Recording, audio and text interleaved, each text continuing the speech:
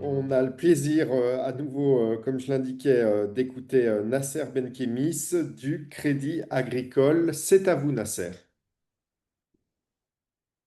Merci, Michael. Ravi d'être parmi vous. Peut-être en préambule, avant de rentrer dans le vif du sujet, je vais rapidement me présenter. Donc, moi, je suis Nasser Benkemis.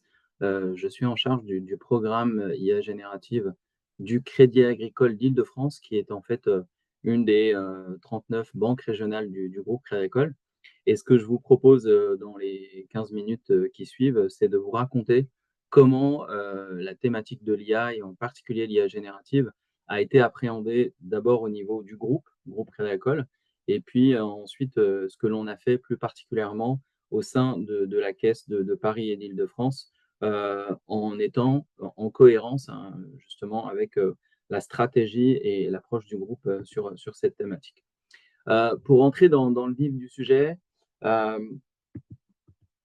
déjà, voilà, très, très brièvement, et avant de rentrer dans le vif du sujet, plutôt vous donner quelques éléments concernant le groupe Crédit Agricole pour vous positionner un peu et vous montrer la dimension, je dirais, européenne et internationale de notre groupe, hein. Aujourd'hui, on est une banque qui compte à peu près 54 millions de clients dans 46 pays différents.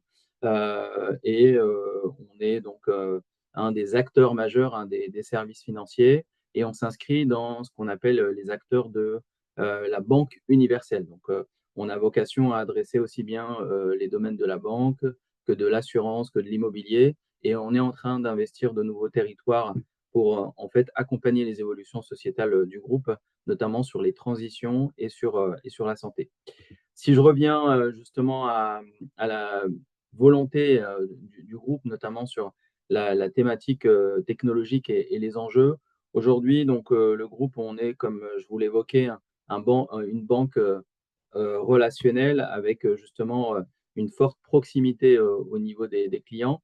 Et aujourd'hui, en fait, ce qu'on veut faire de l'IA, hein, c'est de rester toujours sur cette dynamique de banque relationnelle augmenté par l'IA avec une volonté, et vous le voyez en fait dans la bulle en haut à droite, d'aller plus loin dans la relation client, l'accompagnement client et l'hyper-personnalisation d'une part. Ça, c'est vraiment dans la dimension relationnelle. Et sur la dimension opérationnelle, notre idée, c'est d'augmenter nos capacités en fait grâce à l'IA et à l'automatisation pour être plus efficace finalement dans le service rendu aux clients d'une part, mais aussi dans la qualité de vie au travail et la qualité de service opérée par les collaborateurs du groupe Crédit Agricole. Et donc, concrètement, bah, comment ça se matérialise? Eh bien, au sein du groupe, on a choisi d'adresser l'IA générative à travers 6 grandes thématiques que vous voyez là, en fait, et qu'on va retrouver un peu en fil directeur par rapport à ce que je vais vous montrer après. Vous voyez aussi qu'on a une volonté très affirmée et très forte, hein. C'est vraiment une approche fondamentale au sein du groupe Crédit Agricole. C'est qu'on veut que l'IA, finalement, soit au service de l'IH, au service de l'intelligence humaine, et c'est vraiment un point fondamental. Et donc, pour ce faire, sur la dimension accompagnement client, eh bien, on regarde tout ce que l'on peut faire sur les aspects relations clients et marketing d'une part, sur l'aspect de mise en autonomie du client d'autre part, et enfin sur les aspects plutôt opérationnels, eh bien, on est en train de regarder comment accompagner le collaborateur au quotidien dans son fonctionnement à travers notamment des dimensions de bureautique, d'assistance, on va dire, au quotidien, et puis ensuite sur des fonctions un peu plus spécialisées, notamment au sein des équipes des opérations, les middle et les back-office, et enfin l'accompagnement des différentes fonctions support, euh, sans oublier bien entendu une fonction fondamentale, hein, parce que c'est vraiment une des premières fonctions sur laquelle on peut créer de la valeur, c'est les fonctions technologiques IT. Dans l'approche du groupe, et un peu en cohérence d'ailleurs avec ce que vous avez vu précédemment, euh, on va chercher la valeur. Donc, c'est vraiment un élément important. Et donc, quand on a attrapé ce sujet de l'IA et en particulier de l'IA générative, on a commencé à faire en fait un recensement avec une double approche, top-down et bottom-up. Et à partir de cette approche, donc, on a identifié un certain nombre de cas. On les a passés dans un tamis en fait que vous retrouvez sur votre droite, qui est en fait une matrice, je dirais, d'analyse de la valeur sur deux dimensions. L'impact, donc quel est finalement le gain que la solution d'IA va nous apporter, avec en face la notion de faisabilité. Donc, en fonction de la complexité de la mise en œuvre et en fonction d'un certain nombre de contraintes, notamment au niveau des risques, eh bien, on a décidé de faire un certain nombre de priorisations. Ces priorisations, vous les retrouvez ici, là, donc je vous les montre et je ferai un zoom sur 5 cas d'usage en particulier en fin de séquence. Je vous montre donc là à peu près 80 usages priorisés au sein de l'écosystème du groupe Crédit Agricole. Vous voyez qu'ils sont toujours classifiés selon deux dimensions. Donc la dimension relationnelle, qu'est-ce que l'on peut apporter comme valeur à nos clients d'un point de vue efficacité et satisfaction. Et sur le plan opérationnel, ce que l'on peut apporter cette fois-ci aux équipes et aux collaborateurs qui travaillent au quotidien au service des clients et de nos territoires. Et donc, là, vous voyez notamment des usages qui ont été identifiés par la communauté des caisses régionales. Le groupe Crédit Agricole, notamment en France, c'est à peu près 39 caisses régionales. On se positionne dans une approche dite producteur-distributeur. Et pour faire un peu le parallèle à la grande distribution, les distributeurs, bien, en fait, ce sont les réseaux d'agences à travers les caisses régionales. Et les producteurs, ce sont les métiers spécialisés qui, en fait, fabriquent des solutions, par exemple, de crédit à la consommation, d'assurance vie, de prévoyance, d'épargne, de crédit bail, etc., etc. Là, on a vu donc juste avant une quarantaine de cas d'usage qui ont été identifiés et qui sont actuellement en phase de conception et ou de déploiement. Et puis, à peu près une quarantaine d'autres cas d'usage qui ont été identifiés à date, qui cette fois-ci viennent des fonctions dites des métiers producteurs, donc Crédit Agricole Assurance, les activités du crédit conso, les activités du crédit bail, pour être, là encore une fois, in fine, au service des clients et des collaborateurs. Voilà pour vous dresser un panorama, en tout cas, de l'approche méthodologique et des cas d'usage qui ont été identifiés. Si je fais un focus cette fois-ci sur le Crédit Agricole d'Île-de-France, donc l'entité à laquelle j'appartiens, là, si on revient un peu sur quelques fondamentaux.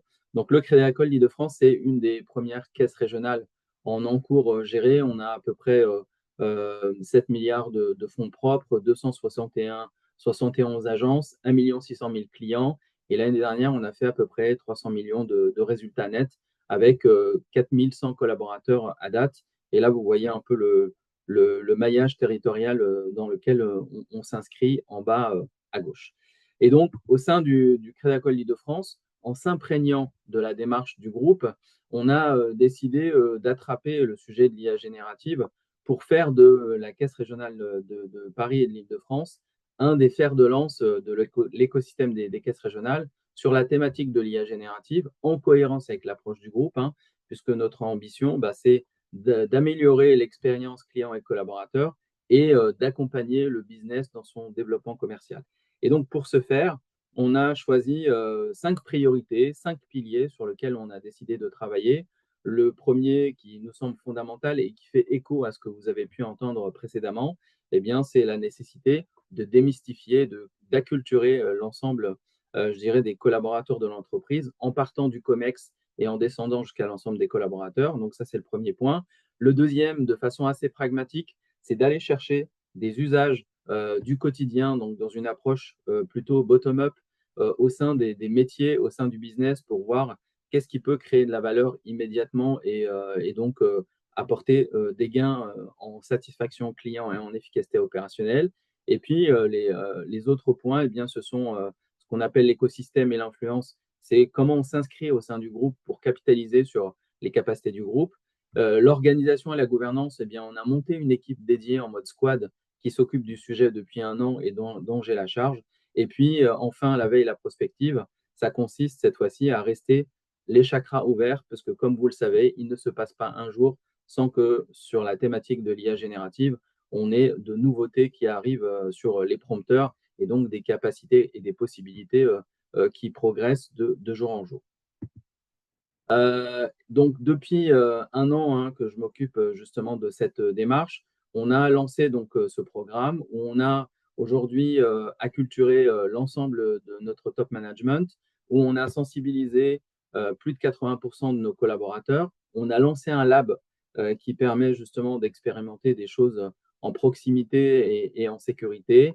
Et régulièrement, en fait, on explore un certain nombre de cas d'usage pour justement aller toujours vérifier qu'on a de la valeur et du potentiel en intégrant bien entendu la dimension risque et notamment sécurité et protection des données parce que nous, en tant que banque de plein exercice, notre rôle, il est fondamental dans la protection de la donnée et on ne fait pas n'importe quoi avec la donnée qui nous est confiée par nos clients. Vous avez là donc finalement l'ensemble des initiatives qu'on a cartographiées sur lesquelles on travaille aujourd'hui à date. Un certain nombre de cas d'initiatives ont été inspirées de ce que le groupe a imaginé et puis pour d'autres, on a été chercher des cas d'usage qui nous sont spécifiques, qui sont propres à notre territoire. On en a à peu près là une quarantaine de cartographiés et au moment où on se parle, on en a à peu près une dizaine qui ont été déjà déployés sur différentes thématiques et différents domaines d'application. Et donc là, ce que je vous propose, c'est justement de vous les illustrer par quelques cas d'usage. Premier cas d'usage, sur le marché des entreprises, on a réussi, en fait, grâce à l'IA générative, à faire gagner un temps significatif à nos chargés d'affaires entreprises. Vous avez quelques chiffres ici, notamment en bas. Je ne sais pas si vous voyez ma souris, mais on traite à peu près 2000 dossiers de crédit entreprise par an. Ça prend habituellement 3 jours hommes, 3 jours et demi, presque 4 jours à un chargé d'affaires à préparer le dossier d'entreprise pour le passer dans les commissions qui vont prendre les décisions. Grâce à l'IA générative, on a réussi à faire une réduction d'à peu près 30% du temps passé par les chargés d'affaires entreprises et donc ce qui est vraiment assez significatif puisque ce temps passé dans l'administratif, c'est un temps qui va pouvoir être libéré pour être dans la relation client et dans le développement du business. Voilà, et donc vous voyez un peu les travaux que l'on a menés pour arriver à ce résultat. On a travaillé sur la base de connaissances, on a testé quelques modèles de langage, dont Mistral, et puis ensuite on a implémenté la solution. Et aujourd'hui, on est en train de regarder dans quelle mesure on va pouvoir industrialiser, passer à l'échelle ces travaux. On est confronté à des problématiques notamment de confidentialité. Donc, on est en train de traiter et de sensibilité de données. On est en train de traiter ce sujet, mais le potentiel, il est là. Deuxième cas d'usage, et je vais essayer d'accélérer pour rester dans le timing. Cette fois-ci, on a étudié la possibilité d'automatiser notamment ce qu'on appelle la gestion des plafonds cartes. Donc là, dans le cadre en fait de l'utilisation des cartes bancaires de nos clients, bien souvent, nos clients nous appellent pour nous demander, notamment pendant certaines périodes, par exemple les vacances, d'augmenter les plafonds cartes pour pouvoir utiliser leur carte de crédit pendant leur congé. Et donc, c'est une opération qui nécessite plusieurs intervenants dans la chaîne de valeur, puis qui peut créer de la latence et de l'insatisfaction client. Et donc, on a vu que grâce à l'IA générative, on était capable justement d'automatiser cette action et de proposer, avant même que le client nous le demande, d'augmenter les plafonds cartes en fonction d'un certain nombre de critères et bien entendu avec le consentement du client. Troisième cas d'usage, donc là, on est sur, pardon, je vais passer rapidement. Donc, troisième cas d'usage, là, on est sur toute la partie développement informatique. Grâce à l'IA générative et notamment à des assistants de génération de code, on a réussi, là, dans le cadre d'un projet, à réduire significativement le temps de rédaction des expressions des besoins dans le cadre de réécriture d'outils applicatifs au sein des directions métiers qui faisaient du shadow IT et sur lesquels on a essayé justement de normaliser, de rentrer le sujet dans le cadre de processus plus standardisés. Et là, de la même manière, on voit que les gains générés par l'IA générative sont assez significatifs puisque on fait gagner quasiment 25% du temps sur la charge nécessaire pour réaliser ce qu'on appelle les expressions de besoin. Vous avez là l'illustration en fait du temps gagné, hein, donc sur l'équipe concernée qui avait à peu près une centaine d'expressions de besoins à réaliser, on leur fait gagner grâce à l'IA générative à peu près l'équivalent d'un jour et demi, pardon, d'un ETP et demi, donc une personne et demie sur un an grâce justement à l'automatisation.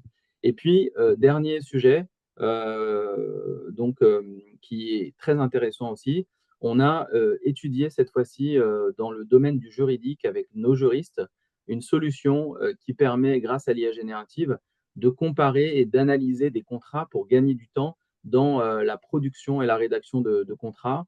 Et depuis à peu près 6 mois, on a déployé justement cette solution qui s'appuie sur l'IA générative.